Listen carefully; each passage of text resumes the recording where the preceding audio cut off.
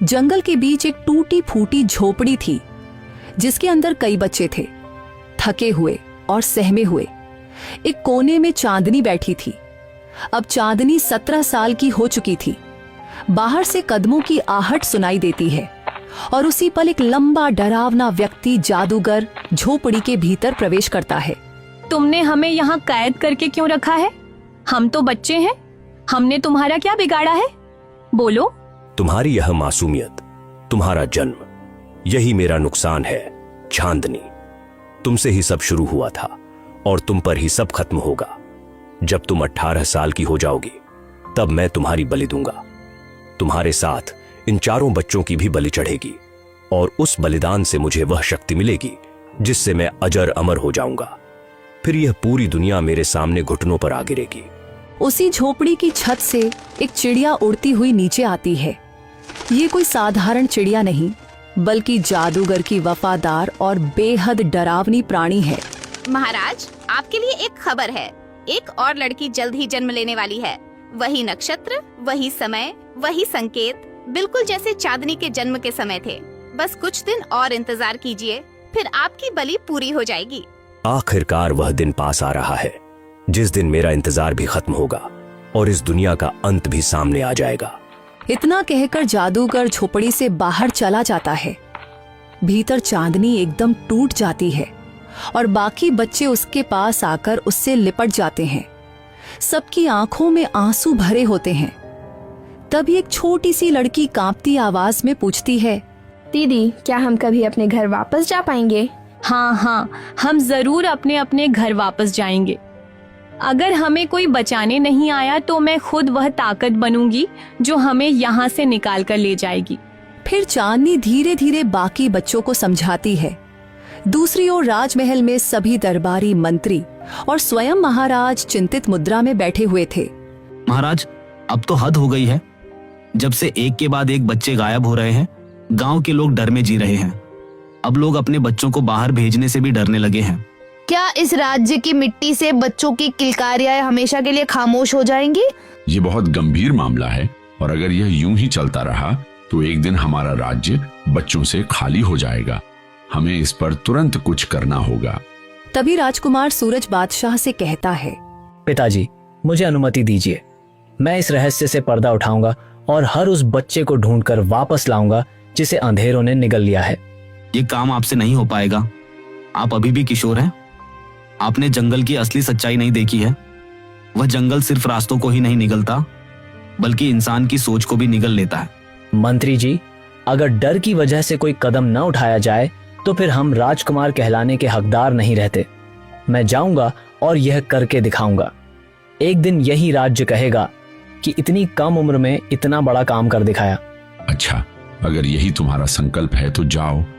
मेरी दुआएं तुम्हारे साथ हैं, लेकिन सावधान रहना और हर कदम सोच समझ कर रखना। फिर वह तेजी से अपनी घोड़ी की ओर दौड़ता है। राजकुमार कई दिनों तक जंगल में भटकता रहता है। निराश और थका हुआ, उसकी आंखों में चिंता और हताशा साफ झलक रही थी। कितने दिन बीत गए हैं इस जंगल में भटकते भटकते, लेकिन बच्चों का कोई सुराग नहीं मिला। क्या मैं सच में यहाँ बेकार ही आ गया हूँ? न कोई रास्ता मिल रहा है, न ही कोई मदद। क्या मैं सिर्फ खुद को ही धोखा दे रहा हूँ? शायद मुझे लौट जाना चाहिए। कम से कम राजमहल में बैठकर शाही आराम तो है। राजकुमार की उम्मीदें लगभग टूट चुकी थीं।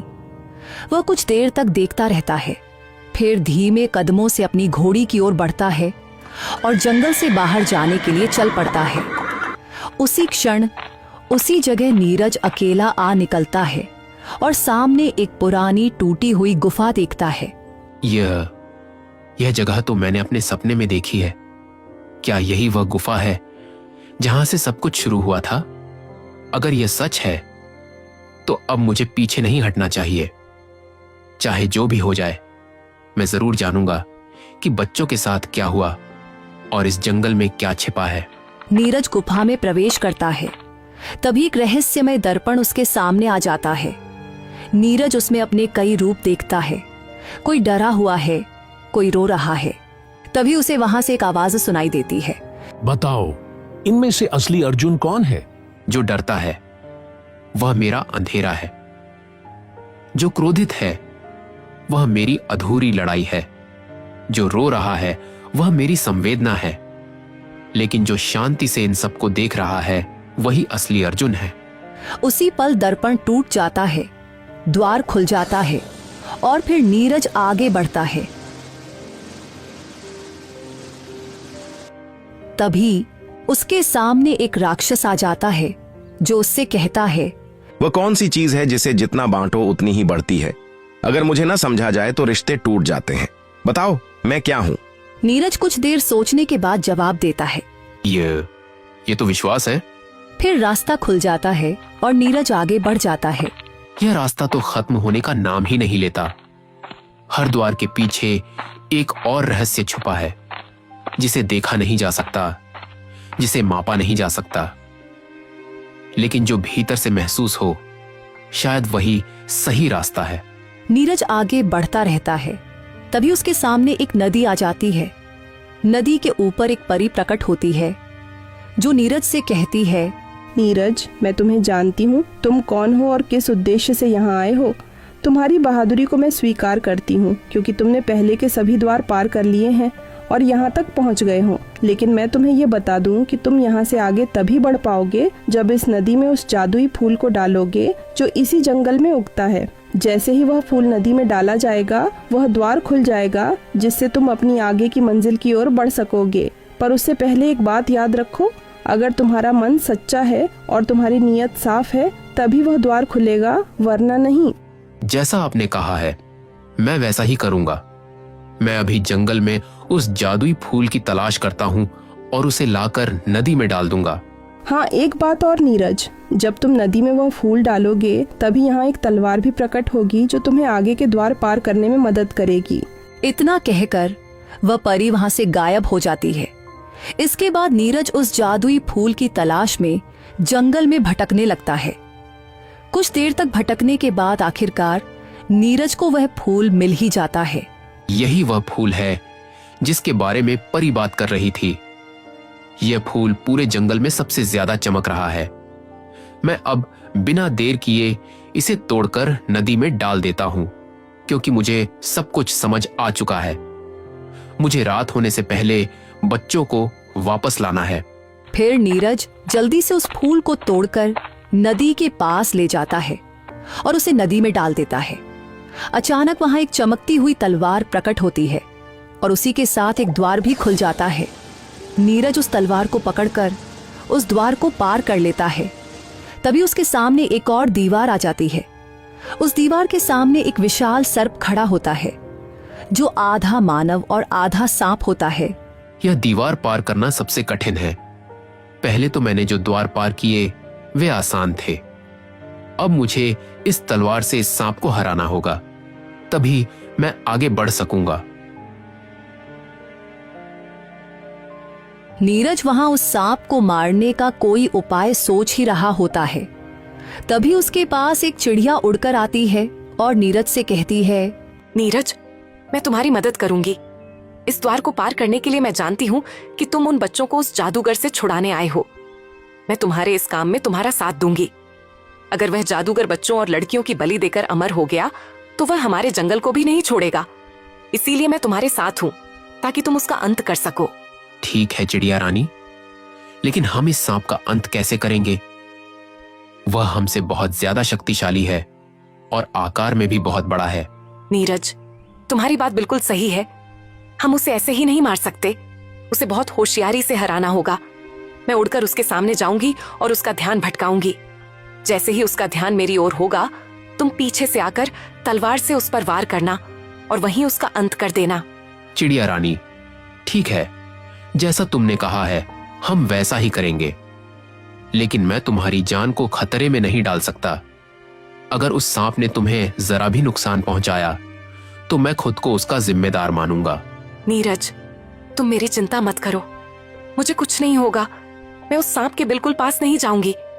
मैं उसे दूर से ही अपनी ओर आकर्षित करूंगी जिससे उसका ध्यान भटकेगा और उसी समय तुम उस पर वार करना और उसका अंत कर देना। ठीक है चिड़िया रानी, जैसी तुम्हारी इच्छा। अगले ही पल चिड़िया रानी और नीरज दोनों उस सांप की ओर बढ़ते हैं चिड़िया रानी सांप के सामने जाकर उसका ध्यान भटकाने लगती है, जिससे उसका ध्यान दूसरी ओर चला जाता है। उसी समय नीरज पीछे से आता है और तलवार से उसकी गर्दन पर जोरदार वार करता है। सांप की गर्दन कटकर नीचे गिर जाती है और वह वहीं पर समाप्त हो जाता है।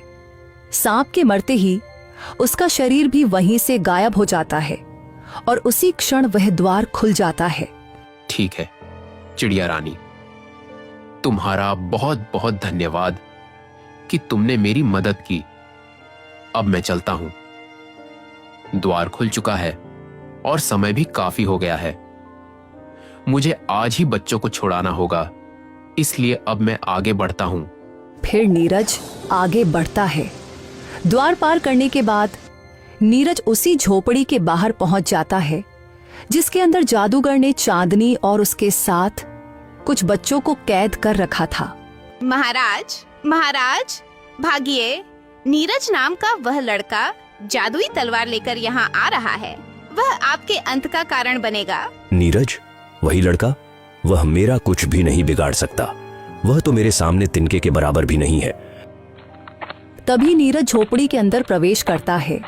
भीतर जादूगर खड़ा होता है और उसके साथ चांदनी तथा कुछ बच्चे भी मौजूद होते हैं। आज मैं तेरा खेल खत्म कर दूंगा जादूगर। मेरे राज्य में कदम रखते ही तुम्हारी सांसें थम जाएंगी। नहीं, मैं रुकने नहीं आया हूं। मैं उन बच्चों की चीखें सुन चुका हूं। अब मैं पीछे नहीं हटूंगा। अब तुम्हारा अंत करके ही जाऊंगा। मेरे और उन बच्चों के बीच में आने का अंजाम बहुत बुरा होगा। फिर नीरज उस जादूगर पर अपनी तलवार से हमला करता है, लेकिन वह बच जाता है। फिर जादूगर नीरज पर अपने जादू से हमला करता है, मगर नीरज को कुछ नहीं होता क्योंकि नीरज के पास वह जादुई शक्ति वाली तलवार थी। यह क्या? तुम्हें कुछ क्यों नहीं हुआ? मैंने तो अपना जादू तुम पर चलाया था, लेकिन तुम्हें कुछ भी नहीं हुआ। हाँ, मुझे कुछ नहीं हुआ क्योंकि मैं यहां तुम्हारा अंत करने आया हूं। फिर नीरज अपनी तलवार से जादुई शक्ति निकालता है, जिससे वह जादूगर वहीं आग में भस्म हो जाता है और वहीं उसका अंत हो जाता है।